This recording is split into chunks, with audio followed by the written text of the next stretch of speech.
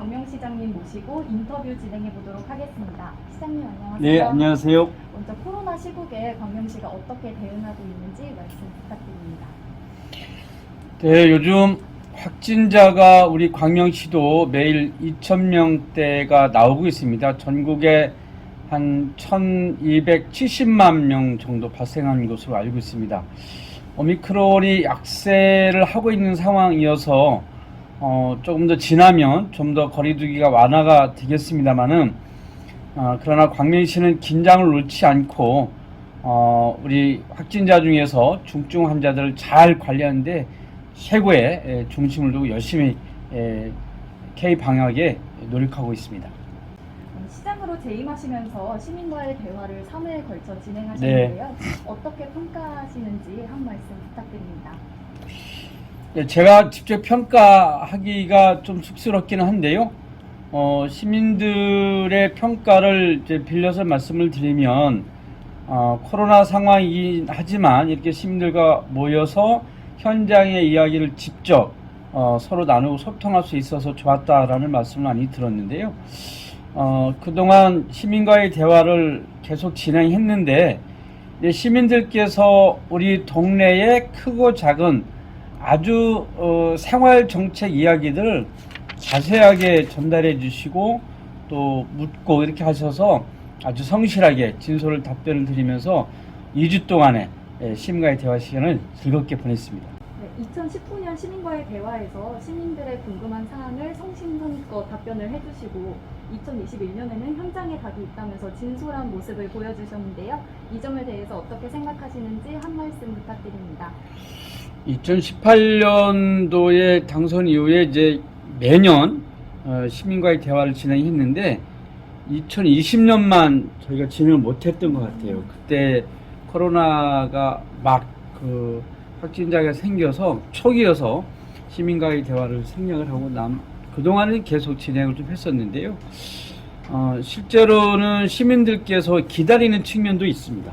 예, 시장에 한번 나와서 나왔을 때 뭐 이렇게 중요한 우리 동네 이야기를 하면 좋겠다 이렇게 기다리시는 분이 계신데 왜 그런가 봤더니 시민과의 대화에서 나오는 의견들은 다른 민원보다 좀 빠르게 속도 있게 처리되더라고 하는 것을 시민들께서 많이 느끼신 것 같아요. 그래서 시민과 대화를 지속적으로 하고 있는데요. 이것은 앞으로도 계속 진행해야 될 것 같습니다. 네, 답변 감사합니다. 그럼 시민과의 만남을 준비하면서 특별히 중요하게 생각하셨던 점이 있으실까요? 네, 가능한 한 우리 시가 하고 있는 다양한 사업들에 대한 정보를 정확하게 알리는 게 굉장히 중요하다고 생각했고요. 그리고 시민 한 분 한 분의 이제 질문이나 의견이 있으면 성실하게 진솔하게 답변을 드려야 된다는 생각을 늘 가지고 답변을 드렸습니다. 다만 간혹 가다가 좀 현장에 맞지 않는 좀 이렇게 질문이나 이런 것들이 있을 경우에는 전체 시민들의 의사가 좀 반영되는 형태의 소통을 하기 위해서 매우 노력을 좀 많이 했고요. 질문 과정에서 좀 이렇게 본질이 맞지 않는 어떤 이해관계와 관련된 부분들에 대해서는 좀 이렇게 별도 이후에 간담회를 통해서 또 한다든지 이런 방식으로 하면서 그동안 진행해 왔습니다. 답변 잘 들었습니다. 그럼 2019년 시민과의 대화에서 일부 자신들의 문제를 마치 광명시의 전체적인 문제인 것처럼 공론화하는 것을 차단시키셨는데요. 위기 대처 능력이 뛰어나다는 평가를 받으시고 있습니다. 그 점에 대해서 간략하게 말씀해 주실 수 있으신가요? 좀 전에 말씀드렸던 것처럼 같은 내용이긴 한데요. 제가 이 시민과의 대화나 토론회를 할 때 가장 중요하게 생각하는 것 중에 하나가 뭐냐면 민주적으로 좀 대화하고 토론하고 상대방의 이야기를 최대한 경청하고 전체가 함께 그 이야기에 대해서 서로 공부를 갖게끔 하는 굉장히 중요하다는 생각이 좀 들어요. 그런 부분에 대한 최소한의 어떤 예의, 질서를 갖게끔 하는 것이 중요하기 때문에 제가 다소 손해를 보더라도 그렇게 하는 것이 바람직하다라는 생각 속에서 간혹 그렇게 좀 저도 이렇게 답변을 드린 적이 있었는데 간혹 그럴 때 좀 죄송한 마음도 들죠. 답변 감사합니다. 그럼 시민과의 대화를 통해 시정 반영이나 어떤 결과를 얻으셨는지 부탁드립니다. 대부분 의견이 나오신 것들 중에서 바로 이제 처리가 가는 부분들은 바로바로 처리하고요. 이게 장기적으로 검토해야 할 것, 또 현실적으로 불가능한 것들, 이런 것들은 그 질문 주신 분들한테 답변을 좀 드리고요. 장기적 검토가 필요한 것은 영역도 좀 하고 그 당사자와 직접 만나서 협의도 하고 이런 과정들을 거치면서 진행을 좀 하고 있습니다. 사실은 불편한 문제들을 많이 말씀하시잖아요. 네. 그런데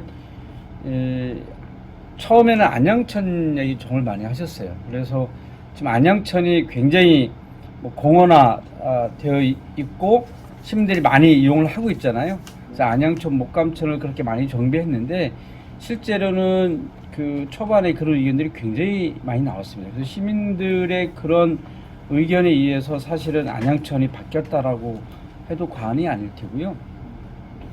광명 7동에서 소화 1동, 광명에서 끝이잖아요. 끝까지 가는 버스가 있는데 그게 1시간 30분이 걸려요.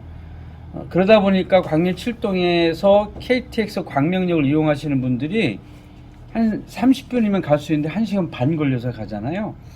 그래서 그거를 직선으로 가는 이제 버스를 신설해 달라고 해서 그런 이제 버스를 신설을 했다든지 그런 이제 시민들의 정책 제안에 의해서 이렇게 하나하나 실현해 나가고 있는데 전에 이제 현장에 이렇게 그 방문장에 어느 시민께서 오셔서 시장님 제가 그때 제안한 내용이 바로 그냥 며칠 안 돼서 다 처리가 됐어요. 이렇게 말씀하실 때 굉장히 저도 기분 좋죠. 이렇게 신속하게 처리가 되는 걸 보면.